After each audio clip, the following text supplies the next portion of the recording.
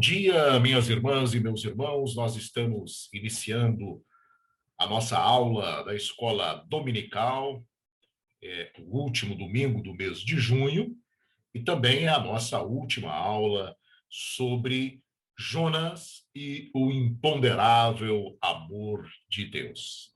Quero louvar a Deus pela oportunidade de nós podermos ter esses 4 domingos, essa oportunidade de estudarmos a palavra de Deus. É uma pena que não pudemos estar no templo, onde teríamos muito mais interação, a participação dos irmãos, tirando dúvidas, questionando, mas estamos fazendo online e fica arquivado, os nossos vídeos estão lá arquivados, né, no nosso canal do YouTube, da IPI Alvorada, e a qualquer momento as pessoas podem assistir, e os irmãos e irmãs podem também compartilhar esses vídeos para que outras pessoas da sua família, de outras igrejas, né, ou pessoas que não são crentes também possam estar acompanhando as aulas e aprendendo da palavra de Deus, porque é importante nós aprendermos sobre a palavra do Senhor. Vamos fazer uma oração para nós começarmos a nossa aula. Senhor Deus, nosso Pai, nós somos gratos a Ti por este momento de aula, gratos a Ti porque o Senhor nos deu a oportunidade de nós estarmos juntos mesmo à distância e podermos nos reunir neste domingo de manhã para estudar a Tua palavra. Fale conosco como o Senhor já nos tem falado. Traga uma mensagem de edificação, de exortação, de desafio para nós, para que nós possamos estar o tempo todo submissos à tua vontade, à tua palavra e à tua direção. Assim oramos no nome de Jesus. Amém. Amém. A nossa aula, portanto, hoje versará sobre o último capítulo do livro de Jonas, o capítulo 4, que é o encerramento do livro e, aliás, é a parte que nós chamamos de clímax do livro do profeta Jonas. Convido você, então, a abrir a sua Bíblia, deixar aberta aí no capítulo 4 do livro do profeta Jonas e vamos discutir, vamos conversar, vamos trazer aí algumas informações importantes da nossa aula. Jonas e o imponderável amor de Deus. Esse é o tema que nós escolhemos aqui para este mês de junho. E fazer aqui uma breve recapitulação, né, daquilo que nós já conversamos no capítulo 1 e 2 e depois no capítulo 3. Os 2 primeiros capítulos expressam toda a dramaticidade da narrativa. Como eu disse aqui, é uma narrativa dramática e irônica ao mesmo tempo, né? Ela tem essas pitadas de dramaticidade e de ironia. Nós vimos essa dramaticidade no capítulo 1 e no capítulo 2, quando Deus dá a ordem para Jonas, que em hebraico significa pomba, né? Aquilo que nós falamos, né? Uma espécie de Colombo às avessas, porque Colombo também significa pomba. Então, ele recebe a ordem para ir a Nínive, ele foge para Tarsis, né? Provavelmente um local para longe da presença do Senhor, porque a ideia de Jonas era um Deus territorial, a maioria dos judeus pensava num Deus territorial. Deus encaminha, então, uma tempestade, o texto diz que foi Deus quem mandou a tempestade. A tempestade é uma teofania de julgamento, como nós vimos. Essa teofania de julgamento, ou seja, a presença de Deus em julgamento, leva o profeta a fazer uma confissão aos marinheiros pagãos, que vão questionar por que essas coisas estão acontecendo, e a sorte recai sobre Jonas. Nós temos a conversão dos marinheiros pagãos, e aqui está a primeira ironia dentro dessa dramaticidade, né? Jonas não quer ir a Nínive pregar aos pagãos, mas os pagãos marinheiros se convertem. Jonas, então, é lançado ao mar, ele é engolido pelo grande peixe, pelo monstro marinho, e ele vai para o fundo do abismo.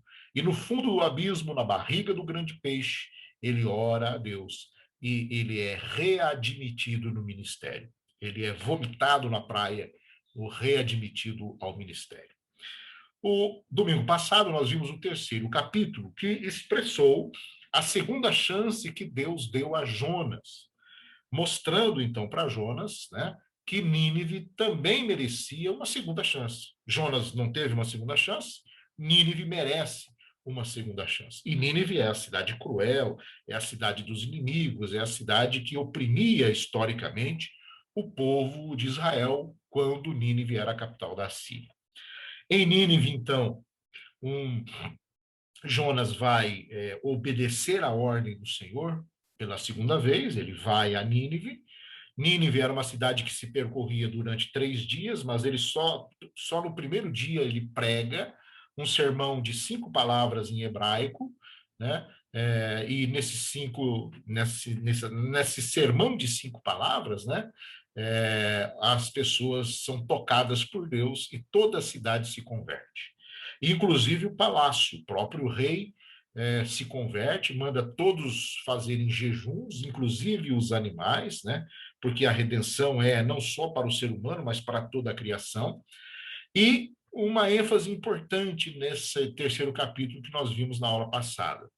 A palavra não é a palavra do profeta, não é a palavra do ser humano, mas é o imponderável amor de Deus que conta nesse processo todo. E aí, pelo imponderável amor de Deus, os ninivitas se convertem. Então, fechamos aqui o capítulo 1, 2 e 3, né? Na aula passada, o capítulo 3, e hoje nós avançamos para o capítulo de número 4.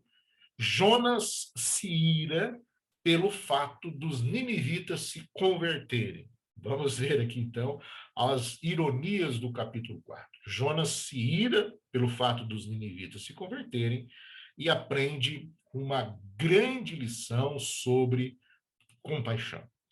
É importante nós batermos nessa tecla novamente com os irmãos, né, que o livro de Jonas ele é para nós um grande ensinamento de Deus, como é que nós temos que olhar os nossos adversários, os nossos inimigos, aqueles a quem nós reputamos como os pagãos, aqueles que não merecem a salvação de Deus. Porque esse é um julgamento humano, né? De que aquele povo não merece, aquele povo não deve receber a misericórdia, mas Deus pensa diferente de nós, né? E aí, então, no capítulo 4, quando Jonas vê que todo o povo se converte, ele fica irado com Deus. Ele se ira, porque Deus salvou. Eu sabia que o Senhor ia salvar. Eu sabia que o Senhor é mole, tem o coração mole. Por isso que eu quis fugir. Jonas tenta se desculpar mais uma vez ali. Mas no final, nós temos no livro de Jonas uma grande lição sobre a compaixão, né? Como nós devemos amar os nossos inimigos sob todos os pontos de vista, porque Deus os amou primeiro do que nós. Então vamos avançar aqui, vamos para o texto bíblico, abra sua Bíblia, Jonas capítulo 4. Vamos ler? Eu vou ler aqui na minha versão, que eu estou lendo desde a primeira aula, para ficar melhor aqui as nossas colocações. Jonas ficou aborrecido e irritou-se muito. Orou ao Senhor e disse: Ah, Senhor, porventura não é exatamente o que eu dizia quando eu estava na minha terra? Por isso é que me apressei em fugir para Tarsis. Bem sabia que és um Deus clemente e misericordioso, lento na cólera e pleno de benevolência, que volta atrás da sua decisão de fazer o mal. Jonas reconhecendo aqui, né, que ele não foi a primeira vez para Nínive, porque ele já sabia que o Senhor é um Deus clemente e misericordioso, tardio em irar-se, cheio de misericórdia e que volta atrás na sua decisão de fazer o mal. E Jonas continua: Agora, Senhor, peço-te, retira minha vida. É melhor para mim morrer do que viver. Olha que frase pesada, hein? Agora, Senhor, peço-te, retira minha vida, porque é melhor para mim morrer do que viver. E respondeu-lhe o Senhor: Acaso tens razão para te irritares? Até o verso 4, essa primeira parte que mostra a ira de Jonas. Olha que interessante, né? Os pagãos de Nínive, eles se livraram de seu mau caminho, como diz o texto bíblico no capítulo 3, se converteram do seu mau caminho. E, portanto, Deus se livrou do mal com que ele os havia ameaçado. No português, mal com U e mal com L são duas diferenças, né? Muito claras. Ambos expressam, de uma certa forma, a mesma ideia, entretanto, com conotações diferentes. O mal com U, por exemplo, né? A questão do mau caminho, que é o errado, o caminho errado. E o mal com L está em maldade, em doença, em enfermidade, né? E o mal com U é numa situação em que eu faço alguma coisa que é errado, né? Eu tenho um gênio mau, né? Um gênio mau. Veja que em hebraico não há essa diferenciação. As duas palavras, tanto mau caminho como mal com L, as duas palavras partem da mesma original em hebraico, que é a expressão ha-ha. Ha-ha. Esse apóstrofozinho traz um som mais gutural. Para nós, latinos, é muito difícil falar em hebraico, porque o hebraico e o árabe, eles falam com a garganta, né? São sons guturais. Mas em hebraico, ha-ha significa mal. E isso, de certa forma, no texto bíblico, nos dá um direcionamento de que os ninivitas, eles eram ha-ha. Mas Jonas agora também está ha-ha. Ou seja, os ninivitas eram maus, mas Jonas agora ficou irado com Deus e ele está mal. Também a mesma expressão. Veja então que interessante a primeira ironia. Os pagãos de Nínive, os maldosos, os assassinos cruéis, passam a estar em harmonia com Deus. Mas Jonas, o profeta do povo escolhido de Deus, o profeta de Israel, né? Ele agora está em desarmonia com Deus. Por quê? Porque ele está mal, porque ele está irado, porque ele está aborrecido. Então, quem antes estava mal, agora entra em harmonia com Deus porque se converte. E o profeta se torna mal porque se aborrece e ira-se com Deus. Essa é uma ironia interessante que é colocada no belíssimo texto da prosa hebraica do livro de Jonas. E aí nós temos, nesse trecho que nós lemos também, esses primeiros 4 versos, a segunda oração de Jonas, né? Jonas fez a primeira oração na barriga do peixe, e agora Jonas faz a segunda oração em Nínive. Ele, né, irado com Deus, ele faz uma oração. Vamos comparar as duas, né, os momentos. Ele diz que Deus é pleno de benevolência e que volta atrás da sua decisão de fazer o mal. Clemente, benevolente, que volta atrás da sua decisão de fazer o mal. Isso Jonas está dizendo nessa segunda oração. É interessante que lá em Joel, profeta Joel, capítulo 2, o verso 13, vou ler aqui para os irmãos, Joel, capítulo 2, verso 13, diz assim: rasguem o coração e não as suas roupas, convertam-se ao Senhor seu Deus, porque ele é bondoso, compassivo, tardio em irar-se e grande em misericórdia, e muda de ideia quanto ao mal que havia anunciado. Então, nessa oração de Jonas, o escritor está remetendo às palavras do livro do profeta Joel, Joel capítulo 2, versículo 13, né? Então, vemos aqui, então, essa a situação interessante de paralelismo, né, com o livro de Joel nessa oração de Jonas. Essa oração, ela está baseada na esperança da redenção. O Senhor é tardio em irar-se, o Senhor se arrepende de fazer o mal, porque o Senhor é um Deus redentor. Mas essa confissão, que é uma confissão padrão do caráter de Deus revelado aqui, ele é, ironicamente, a raiz da ira do profeta. O profeta está irado porque Deus é bom. Olha que coisa interessante, irmãos. O profeta se ira porque Deus é bom. E vejam aqui que Jonas ele não está sendo leal consigo mesmo. Por quê? Porque Deus também se revelou grande misericórdia para Jonas. Jonas capítulo 2, verso 8, né? Nós vamos, na oração de Jonas, nós vamos ver Jonas com o coração se alegre, né? O meu coração está enaltecido ao Senhor.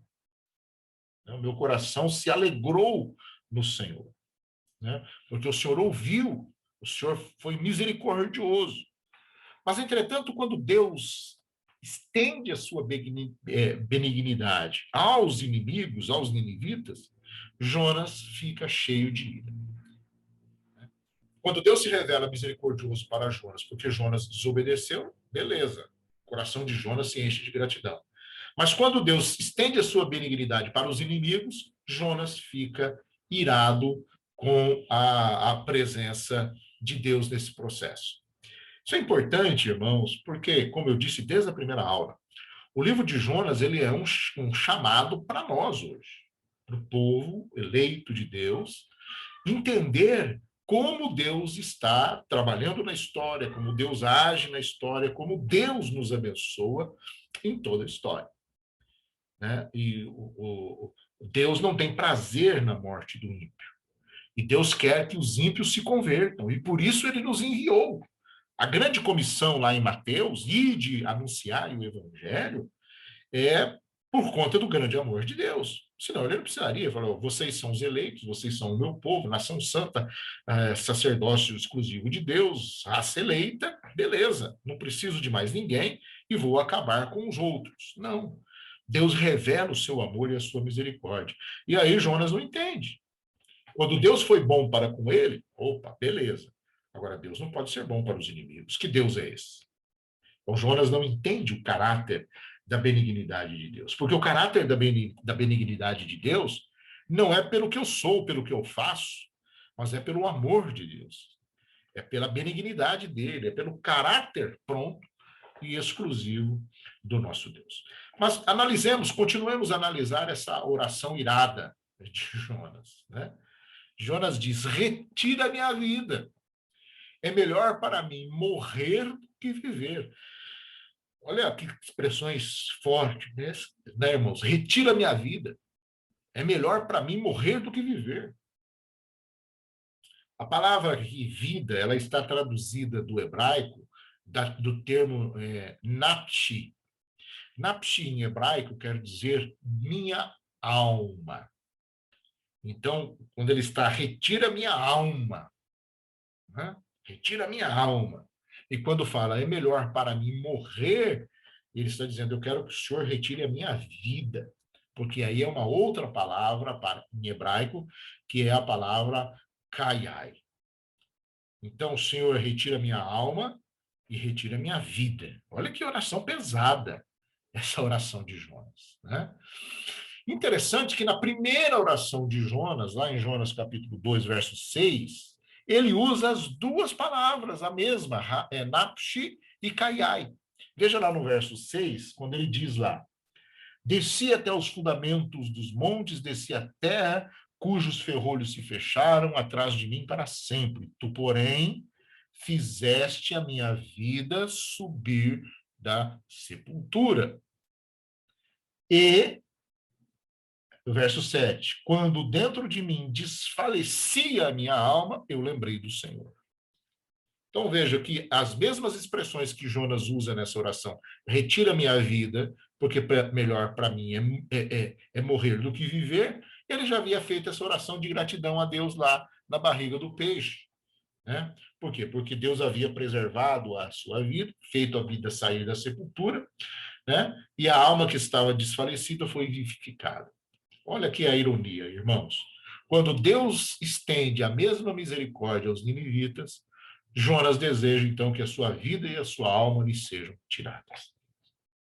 Como Jonas é duro. Mas aqui Jonas nos ensina uma lição para nós, para a igreja.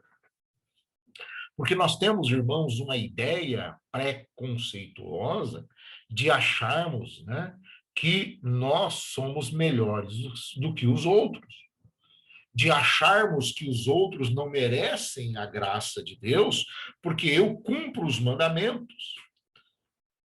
Nós vamos ver essa história repetida no Novo Testamento várias vezes entre os escribas e os fariseus, que se achavam mais religiosos do que os outros, se achavam melhores do que os outros, arrogantes enquanto a sua condição de religioso.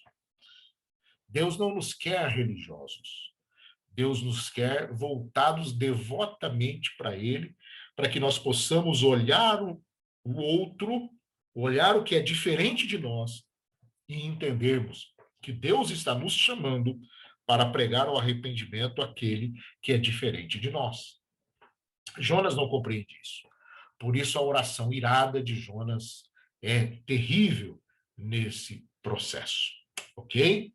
Vamos seguir aqui, então, terminando o capítulo, para nós entendermos a lição que Jonas tem agora de Deus sobre o que é compaixão. Vamos ler agora, então, do verso 5 até o verso de número 11.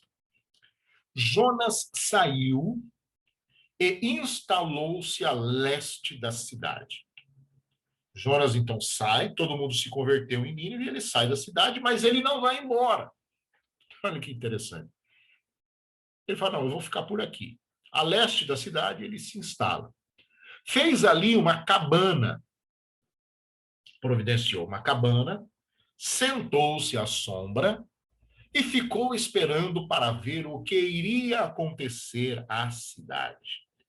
O que Jonas estava pensando nessa hora, né? Então o Senhor fez nascer uma planta que cresceu acima de Jonas, de modo a lhe dar sombra para a cabeça, aliviando-lhe o mal-estar. Essa planta deu muita alegria a Jonas. E no dia seguinte, ao raiar da aurora, Deus mandou um verme que atacou a planta e ela murchou. Uma outra tradução diz que Deus mandou uma lagarta, né? Que atacou a planta e a planta murchou.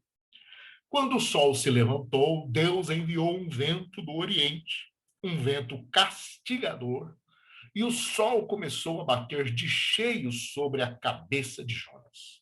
A ponto de desmaiar, Jonas suplicou a Deus e dizia: é melhor para mim morrer do que viver. De novo. Deus então lhe disse: acaso tens razão para te irritares por causa desta planta? E Jonas lhe respondeu: sim, tenho razão de me irritar até a morte.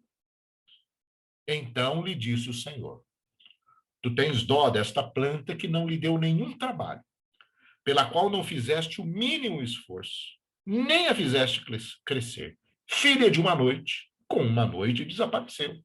E eu não teria piedade de Nínive, a grande cidade com mais de 120 mil seres humanos, que não sabem distinguir a mão direita da esquerda, sem contar o muito gado? E termina aqui o livro de Jonas. É o único texto que termina com uma pergunta. Não há um final no livro de Jonas. O livro de Jonas está aberto. Porque eu e você temos que dar as respostas agora. Que interessante isso, né, irmãos? Jonas irado, ironicamente irado contra Deus, sai da cidade e fala assim, mas eu não vou embora, não vou voltar para Israel, não. Eu quero sentar aqui, quero ver, que acho que Deus vai destruir essa cidade. Eu acho que Deus vai acabar com esse povo. Eu vou ficar aqui vendo. Acho que Deus não vai se compadecer deles, não. Eu quero assistir isso. Jonas constrói uma cabana, fica ali na boa, na sombra. Quando chega a noite, Deus faz crescer uma planta. E essa planta dá sombra e Jonas fica, poxa vida, que alegria, que maravilha e tal. Na noite seguinte, quando está rompendo o dia, vem um verme, uma lagarta, um bicho, come a planta seca e Jonas fica irado. Por quê? Porque Deus manda um vento Provavelmente o vento tenha despertado Jonas. No amanhecer, aquele sol causticante, o vento seco do deserto. Jonas, melhor eu morrer do que ficar aqui. E aí Deus, então, faz um tratamento com Jonas para explicar a sua compaixão, a sua benevolência com Jonas. Vamos ver aqui. Nós temos, então, queridos irmãos, o clímax da história nesse momento. O tema da misericórdia é retomado aqui. Como eu disse, Jonas ainda espera que Deus não se arrependa, que Deus destrua a cidade. E aí ele não vai embora, ele fica ali sentado. Jonas está com calor, e o calor é emocional e físico, né? Porque Jonas está irado. Quem fica irado fica esquentado. Por isso que a gente diz aí, quem está irado está esquentado, né? Então ele está quente, emocionalmente quente. Deus faz crescer uma planta. Veja que é o mesmo verbo de 1,17, quando Deus manda o peixe. Deus manda o monstro marinho, Deus manda o grande peixe para engolir Jonas. E Deus faz crescer uma planta. É o mesmo verbo. E aqui está dizendo, Deus controla a natureza em nosso favor ou até contra nós. Ah, por que tem as desgraças, as enchentes, as cheias, as chuvas, os dilúvios? É Deus.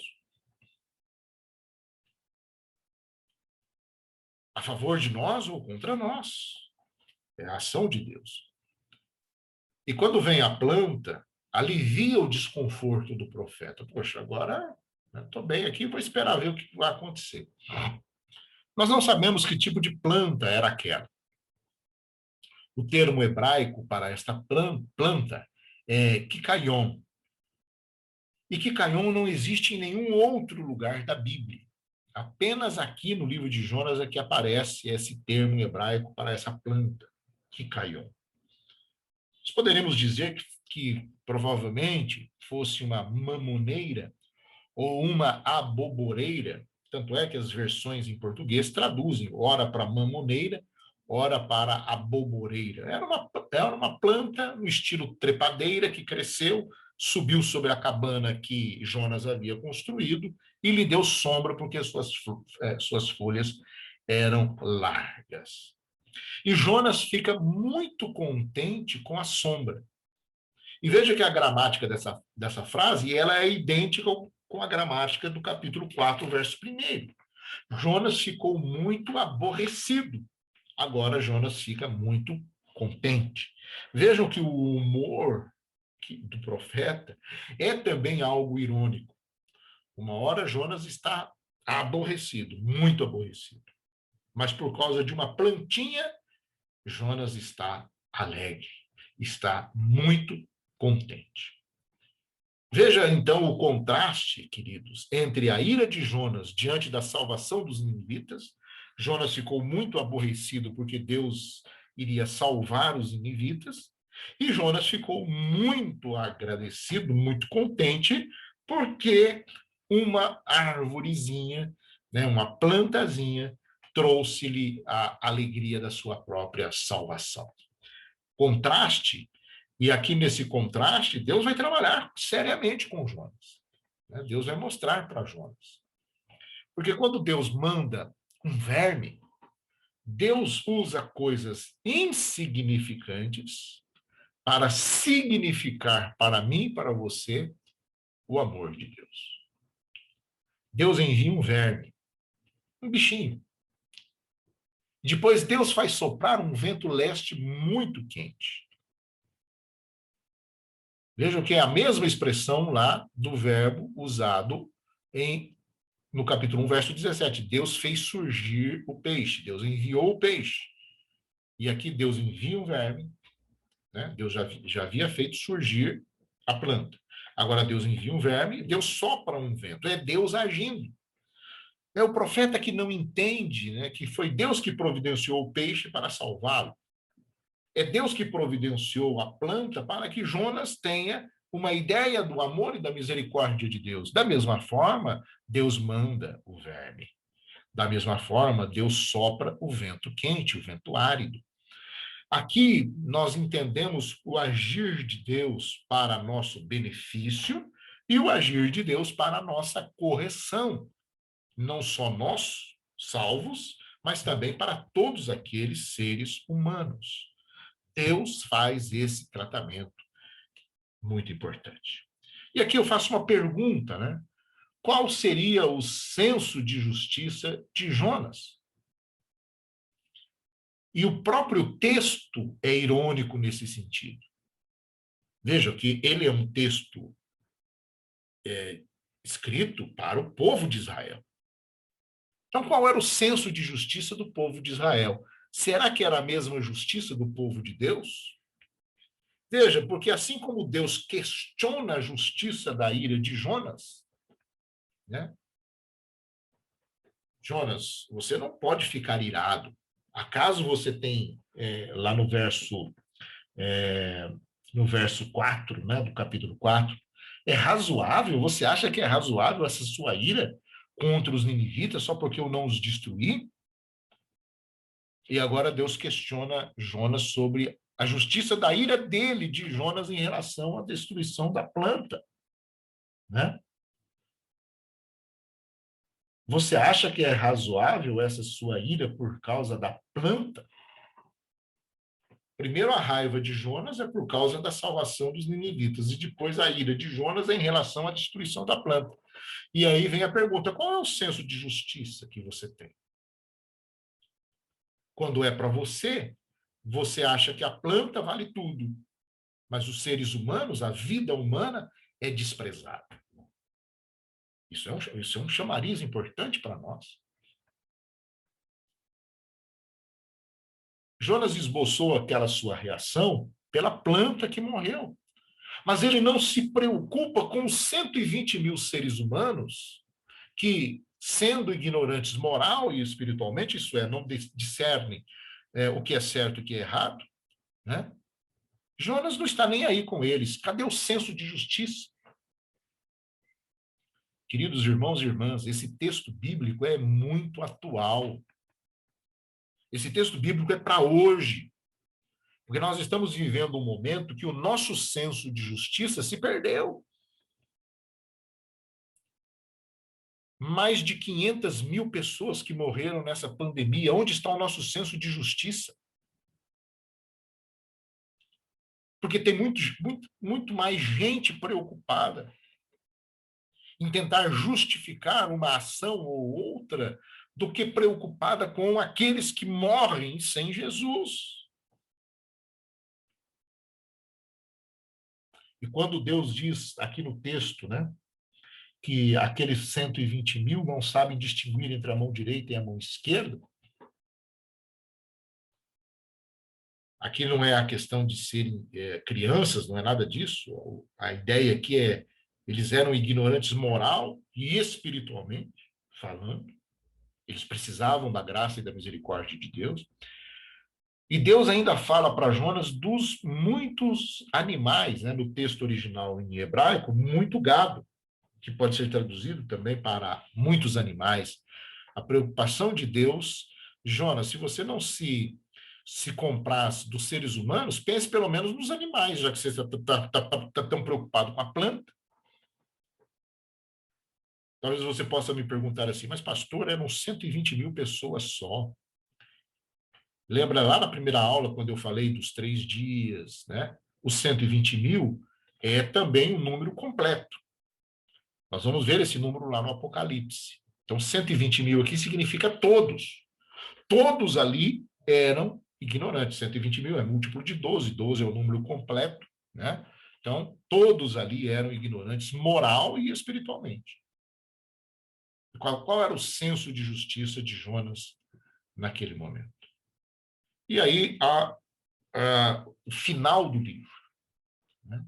Porque nós temos aqui uma questão irônica levantada nessas palavras finais do texto. Se Jonas não permitir que Deus tenha compaixão por Nínive, pelo bem dos mais de 120 mil seres humanos, aqui uma cifra simbólica, está relacionada lá com Apocalipse 7,4, né, os 120 mil salvos. Se Jonas não tem compaixão por estes que Deus criou e tem cuidado, será que Jonas pode permitir, então, que Deus tenha compaixão de Nínive pelo bem dos animais, já que Jonas havia tido compaixão de uma planta?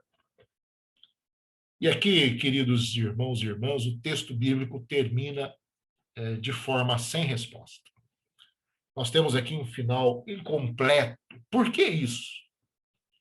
Para que eu e você, para que todos os leitores do livro de Jonas possam respondê-lo ao longo da história. Eu e você somos chamados a responder a pergunta que Deus faz a Jonas. Vocês têm piedade de um animal. Você tem piedade de um cão? Você tem piedade de um gato? Mas você não tem piedade daqueles que estão passando fome e dormindo ao relento. Você tem piedade de um animal e gasta com ele no pet shop, mas você não dá um prato de comida para um desvalido que está na rua pedindo. Qual é o nosso senso de justiça? E aqui eu posso enumerar, e a Bíblia vai nos dar essa autorização para enumerar muitos e muitos outros episódios. E por isso que quando eles pedem um sinal para Jesus, Jesus vai dizer, eu não vou dar um sinal para vocês, fazer milagres aqui. Você já tem o sinal de Jonas. Nínive se converteu, este é o sinal de Jonas. Jonas não amou Nínive, mas eu amei. Eu usei Jonas para salvar Nínive, mas não depende do profeta, depende de mim, eu amei Nínive. O final, então, é incompleto para que eu e você possa complementá-lo, minha irmã e meu irmão. Que reflexão, hein? E que chamada de Deus para mim e para você. Com Deus não se brinca, de Deus não se zomba. E o texto do livro de Jonas é maravilhoso, é extraordinário, por isso 4 capítulos. 4 capítulos. E nós temos aqui uma lição verdadeira de Deus para a minha vida, para a sua vida. Reflita nisso, meu irmão. E aí eu quero concluir aqui, então, essa nossa conversa. Algumas mensagens pontuais do livro de Jonas. A primeira delas é a clássica, que todo mundo prega, que todo mundo fala quando trabalhamos o livro de Jonas. É inútil tentar fugir de Deus. E Jonas se meteu num problemão quando tentou fugir do chamado de Deus. E isto é uma advertência para mim e para você. Não fuja do chamado de Deus, é inútil. Deus vai atrás de você. Não fuja daquilo que Deus lhe deu. Não fuja da vocação que Deus lhe deu. Quando Jonas foge, ele começa a cair. Ele desce até Jope. Ele desce até o navio. Ele desce até o porão do navio. Do navio, ele desce ao mar. Do mar, ele desce à barriga do peixe. Da barriga do peixe, ele vai ao fundo do abismo. Para quem foge do chamado de Deus, é queda. Então, aqui é inútil fugir de Deus. E também não adianta se irar contra Deus, porque Deus vai tratar. Segunda mensagem pontual do livro de Jonas é que a soberania de Deus é sobre toda a natureza. Deus tem toda a soberania sobre o mundo natural. Ele manda a tempestade, ele ordena o peixe engolir, ordena o peixe vomitar o profeta, faz crescer a planta, depois manda um verme para acabar com a planta. Deus é soberano sobre todas as coisas, Deus é soberano sobre a natureza. É Deus. E nós precisamos entender isso. Terceira lição e forte lição. Deus tem um propósito bom para os pagãos. Os marinheiros pagãos se convertem. Os ninivitas cruéis e assassinos se convertem. Deus está interessado em todos os povos. Eu vim para que todos tenham vida e tenham em abundância, disse Jesus. Por isso, em Jonas, nós temos uma antecipação do mandato missionário do Novo Testamento. O mandato de Jonas é um mandato neotestamentário. Ide por todo mundo, anunciar o evangelho a toda criatura. Não mandou ir a todo mundo e anunciar o evangelho somente para os bonzinhos. Vão para todo mundo e anunciam o evangelho somente para aqueles que são fiéis. Não, para todos. Para os pecadores, para os bêbados, para as prostitutas, para os desgraçados, para os inimigos, para os comunistas, para os capitalistas, para todos. O mandado de Deus é para todos no Novo Testamento, porque Deus amou o mundo de tal maneira que enviou Jesus, o seu Filho amado, para morrer e para que todo aquele que nele crê não pereça, mas tenha a vida eterna. Esse é o propósito de Deus para todos os pagãos. Deus não se compraz com a morte do ímpio, ele antes quer que todos se salvem. E por fim, nós temos a graça de Deus na conclusão pontual do livro de Jonas. Deus é gracioso. Deus é misericordioso. Deus foi gracioso, Deus foi benevolente para com Nínive, que era o principal inimigo do povo, e Deus está mostrando, o texto de Jonas é escrito para mostrar ao povo isso. Deus ama o inimigo. Deus ama o adversário. Isso aqui, meus queridos irmãos, revela também que o Deus do Antigo Testamento não é somente um Deus vingador. Muitas vezes nós lemos o Antigo Testamento na ideia de encontrarmos no Antigo Testamento um Deus vingador, um Deus que vai destruir, um Deus que vai acabar com tudo. Sim, nós temos referências a esse Deus que faz justiça, mas muito mais nós temos referência a um Deus que é um Deus gracioso, tardio em irar-se, misericordioso, benevolente, um Deus que vai derramar sobre nós a sua graça. Esse é um Deus de graça. Portanto, meus queridos irmãos, fica aqui essa lição importante para mim e para você no livro de Jonas. Eu espero de coração e oro a Deus para que esse nosso estudo bíblico que tivemos aqui no livro de Jonas, ele tenha falado com você, nem que seja um pouquinho. Então, eu lhe convido, meu irmão e minha irmã, releia o livro de Jonas. Leia mais uma vez, leia 2, leia 3 vezes. Estude o livro de Jonas. As lições são preciosíssimas para mim e para você. Que Deus nos abençoe. Que esses 4 encontros que tivemos aqui, esses 4 domingos, possam fortalecer a sua fé e entender o chamado de Deus para você. Ide, pregai o evangelho a toda a criatura e também o amor gracioso de Deus, que não depende de nós. Se dependesse de mim e de você, nós condenaríamos. Nós queríamos ver os outros queimando no fogo do inferno. Naquela velha expressão, né? No mar, vai queimar no mármore do inferno. Mas Deus quer que todos se salvem. E Ele nos chamou a nós para que nós pregássemos o seu amor e a sua misericórdia. E Jonas nos revela isso. E Jonas termina sem final. É uma pergunta incompleta. Você que Jonas teve misericórdia de uma plantazinha, de um verme. Será que eu não posso ter misericórdia de uma cidade como Nínive? Perdidos moral e espiritualmente? Ou então, pelo menos os animais, Jonas. Se compadeça pelo menos deles, já que você tem compaixão pelas plantas.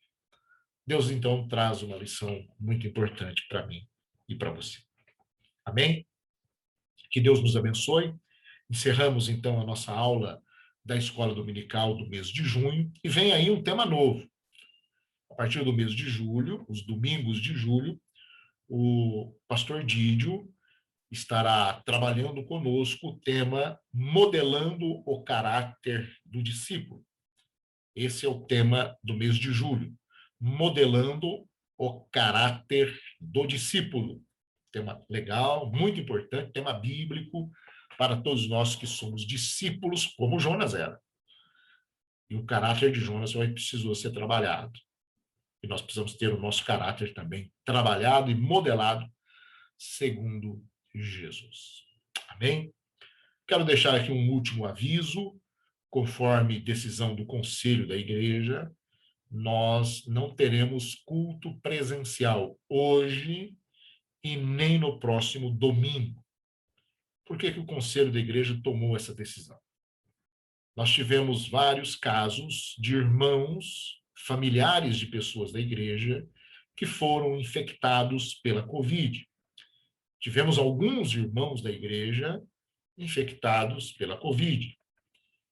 E quando uma pessoa está infectada nos primeiros dias, ela não sabe, talvez não tenha sintomas, e ela vai à igreja. Ela conversa, ela louva. Isso é um risco. Estarmos juntos ali no templo é um risco. Por conta disso, então, o Conselho decidiu suspender nesse domingo e no próximo domingo os cultos presenciais da noite. Mas o culto continuará, nós teremos a celebração online. O nosso culto hoje às 18h30 será celebrado online. Convido você a assistir pelo Facebook e pelo canal do YouTube da nossa igreja o culto de hoje à noite. Ok? Mas é importante orarmos, pedirmos as misericórdias de Deus, o cuidado de Deus sobre as nossas vidas. O pastor Dídio e a irmã Keila, sua esposa, eles foram contaminados pelo Covid, né? O seu filho havia sido contaminado antes, mas eles estão bem, graças a Deus, estão cuidados, tomando medicação e estão passando por esse momento de quarentena bem. Nós oremos para que isso continue. Amém? Então, pedimos a compreensão dos irmãos. Eu sei que todos nós queremos estar no templo, mas nesse momento nós decidimos, o Conselho da Igreja decidiu melhor suspender esses 2 próximos encontros presenciais no templo. Eu oro agora com você para nós finalizarmos essa aula da escola dominical. Senhor, meu Deus e meu Pai, nós somos gratos a Ti por este momento de aula, pelos 4 domingos que aqui estivemos estudando o livro de Jonas. Jonas nos ensina muitas coisas e nós te bendizemos e nós te glorificamos pelos ensinamentos do livro de Jonas. E queremos pedir que o Senhor toque no nosso coração, para que nós possamos olhar os nossos inimigos, os nossos adversários, como um campo missionário para onde nós possamos trabalhar e levar a semente do Evangelho. Abençoe a tua igreja, Senhor. Abençoe os irmãos que estão enfermos, que estão passando por lutas, por dificuldades. Quero orar, Senhor, por todos aqueles que choram e sofrem. Cuide das suas vidas e os abençoe. Também nós, ó Deus, para o culto que teremos logo mais às 18h30, que será transmitido online. Nos abençoe, Senhor, nos dê a sua misericórdia. Assim oramos e assim clamamos, no nome de Jesus. Amém. Amém. Domingo que vem, então, a nossa aula online da Escola Dominical, às 9h30 da manhã, com o pastor Dídio falando sobre o caráter do discípulo, né? Como modelar o caráter do discípulo de Jesus. Deus nos abençoe, derrame sobre você a sua graça e a sua paz.